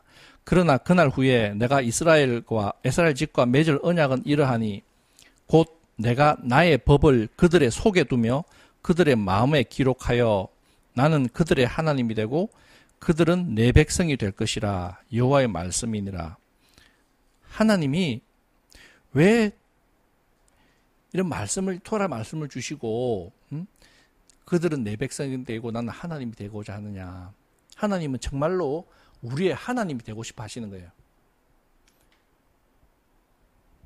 우리의 하나님. 예. 이스라엘 백성들을 출애굽에 부르셔가지고 출애굽기 19장에 보면 제사장 나라로 부르셨지 않습니까? 그죠? 예. 너희가 내 말에 순종하고 잘 따르면 이렇게 시작하잖아요. 그죠? 예. 너희는 제사장 나라가 되고 이렇게. 하나님은 우리의 하나님이 되기를 정말로 원하시는 거죠. 그래서 하나님이 에덴 동산에서 아담 하와를 만드시고 함께 있기를 원하셨는데 아담이 범죄함으로 인해서 그 하나님과 동거할 수 없게 되자 이제 에덴 동산에서 쫓겨나게 되고 그 쫓겨난 아담 하와를 하나님 만나시려고 하나님 하늘 보좌를 버리고 내려오신 것이 성막이지 않습니까? 그죠? 그 성막에서 하나님께서 이스라엘 백성하고 너희들랑 함께 있고 싶다. 죄악된 곳이지만 함께 있고 싶다. 그런데 하나님은 그 성품이 이제 거룩하신 분이기 때문에 하나님하고 동거하려 그러면은 죄가 없어져야 되니까. 예. 그래서 레위기 첫 번째 시작할 때 보면 누구든 내게 나아오려거든 하나님 막 만나고 싶으신 거죠. 사람들을, 이스라엘 백성들을 나에게 나아오려거든 그러면 이제 이런 이제 저런 제사 방법들을 알려주시면서 이렇게 하면 네 죄가 이제 깨끗해지니까 한 다음에 나랑 만나자. 하나님은 계속 그렇게 말씀하시는 거예요. 나랑 만나자. 1년에 3번 최소한 예루살렘에서 만나자. 사실은 날마다 만나고 싶은데 날마다 만나면 이제 우리 힘들잖아요. 그러니까 1년에 3번 꼭 만나자. 그 다음에 안식일 날 꼭 만나자. 안식일 날 만나자. 계속 하나님께서 그렇게 우리 보고 만나자. 나는 너랑 같이 있고 싶다. 왜? 나는 내 하나님이 되고 싶은 거야. 이렇게 말씀하시는 거예요. 예. 그게 하나님께서 정말로 원하시는 거. 나는 네 하나님이 되고 싶어. 너랑 같이 있고 싶어.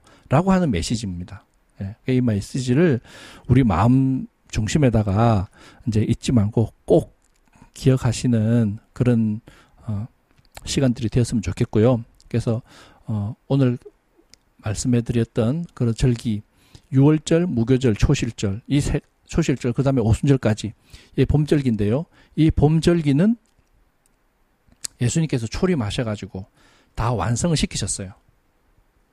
정해진 시간에. 그 다음에 이제 다음 시간에 우리가 같이 보게 될 가을절기는 예수님께서 재림하셔가지고 성취하실 내용입니다. 이거는 이제 다음 시간에 또 나팔절부터 시작해서 다시 살펴보도록 하겠습니다. 오랜 시간 들어주셔서 감사합니다. 고맙습니다.